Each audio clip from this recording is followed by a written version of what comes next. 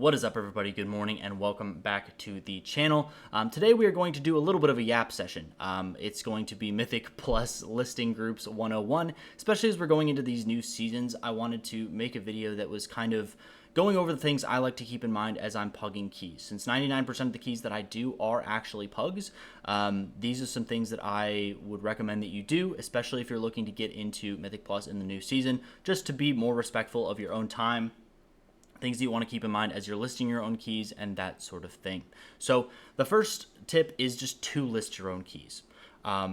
More often than not, you will get people that are better than you queuing into your keys, more so than keys you'll be able to queue into. And what I mean by that is if you are 2000 IO, right, that's pretty average, I would say, pretty easy to get.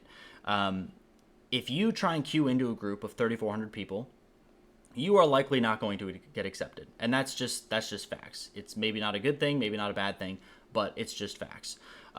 So if you list your own key, you can sometimes pull people that are way higher item level, way higher IO than you will ever be able to get into a group with.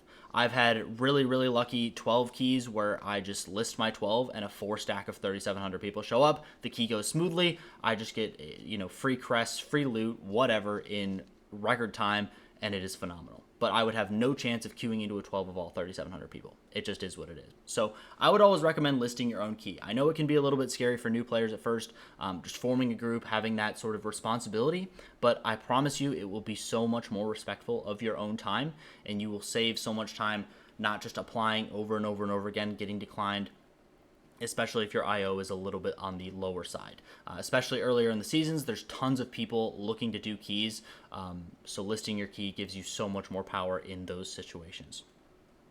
So the next thing to go over is that raid does not matter. Raid doesn't matter in the slightest. Ignore it. I have friends that have played this game for a long time and some newer player friends, and they're like, oh, this person's like 6 out of 8 Mythic, but they don't have any Mythic Plus done. It doesn't matter. Like if you're trying to do anything, like a 12 and below, maybe fine. 10 or below, probably fine. But if you're getting like the 14s, 15s, 16s, and they haven't done any Mythic Plus on that character, and they're 8 out of 8 Mythic, it's not the same. They haven't seen the mechanics before. They don't know what's going on. They are like, it's just not the same. So keep that in mind. They might have good gear. Gear at a certain point does not matter. It is about cooldown management. It's about like dungeon knowledge. It's about kind of gauging the pace of the dungeons. When can I blow my 3-minute cooldowns? When can I blow my 2-minute cooldowns? That is so much more important than gear as you start getting up there. So keep that in mind as you're listing your own keys. Don't get baited by gear score. Don't get baited by raid. Don't get baited by anything like that. You have time, especially if you're listing your own keys. You have all of the cards in that situation, especially if you have a tank and a healer in a group. Just wait. Just wait for a DPS that fits your comp. Wait for a DPS that has the IO that you want for the key that you're doing. So, but don't be too picky about it, because that kind of leads us into our next point. I know people get really frustrated about being declined a ton, and I think it is both. Someone who is listing the key, they have the ability to make that decision. You can't really be mad at someone for making that decision. If they don't want you in their group, they don't want you in their group. That's fine. Apply to another one. It doesn't matter. But I do think that there is a threshold, right? Like if I'm going to list a 16 mother load, and you can see that I've done a 15 mother load or 2 chests at a 15 mother load, there's no reason why I wouldn't be able to do a 16. So just give people the benefit of the doubt sometimes, but also be careful, because it is your key. If it's not a resilient key and you really just want to make sure that you were timing it, you were getting the best possible players, more power to you. And that might be a little bit controversial, but at the end of the day, they are listing their key. They are trying to do their key, and they are going to try and get the highest success rate for their key. So don't hold it against people. It is what it is. And if you're tired of getting declined over and over and over again, just list your own key.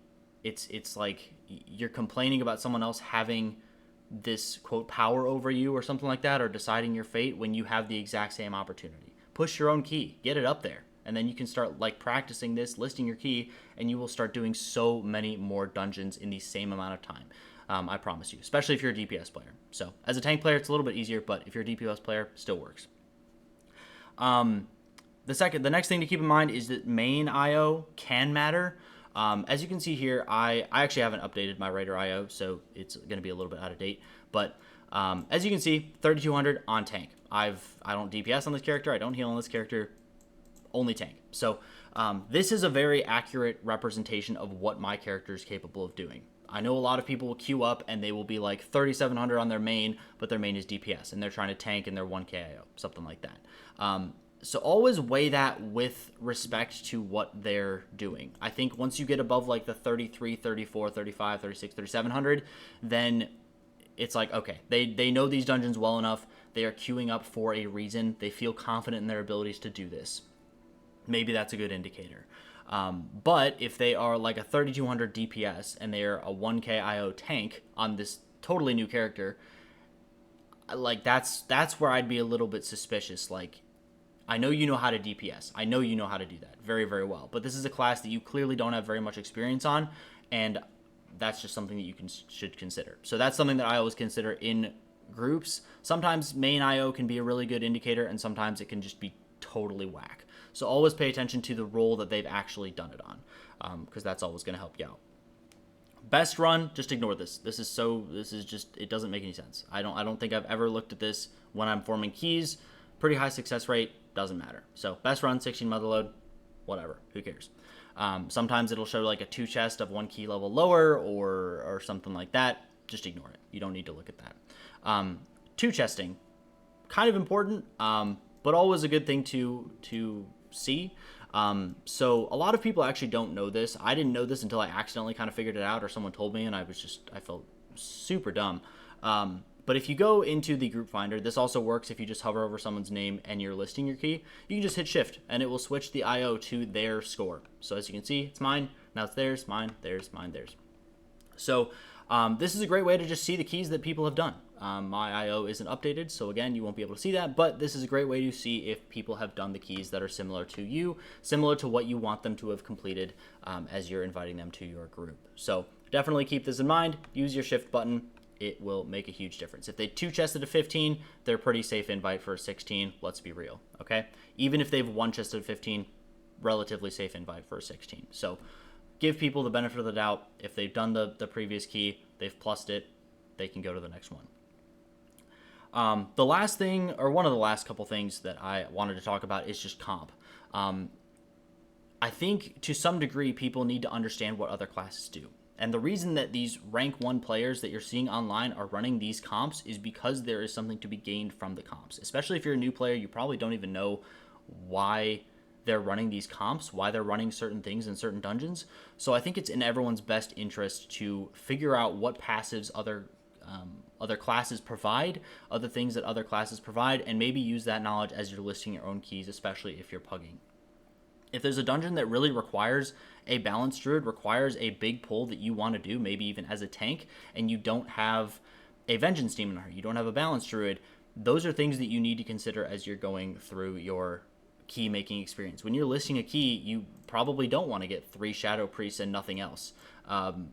It's just a bad idea. So it's really easy to get baited, especially if you're a new player, by good gear and good IO. But at the end of the day, if you have 3 shadow priests, you are going to be missing out on so much. It's going to make the dungeon so much harder. It may be a 12, but it'll feel like a 14 because your comp is terrible. So keep that in mind as you're going through. Try and make sure that you're getting the passive buffs. You know, run a physical comp like warrior, monk, druid, something like that. Warrior, monk, paladin is your DPS. If you are playing a vengeance demon hunter, if you have a havoc demon hunter, maybe try and get a mage, shadow priest, balanced druid.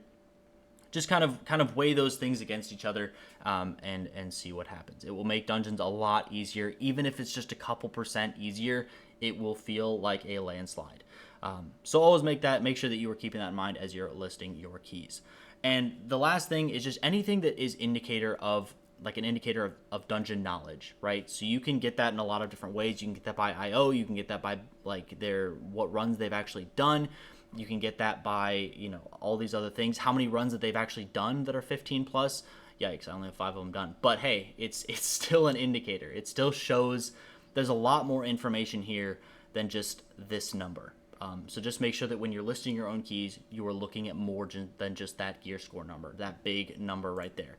This number, not everything. and then this number also not everything. So I just wanted to kind of yap at you guys a little bit, especially with the new season coming out, just throw all my thoughts out there. I will try and get back to a regular content schedule soon, so I'll try and start uploading some live League of Legends stuff and then some more Mythic Plus, especially when the new season comes out. So let me know what you think about all this. I'm curious what you guys think in the comment, if you've had any frustrations with this, or things that you also keep in mind if you're listing your own keys, things that will help people get into other keys as well. So yeah, leave a like on the video if you liked it, leave a comment what you guys want to see next, and I will catch you in the next one. Bye-bye.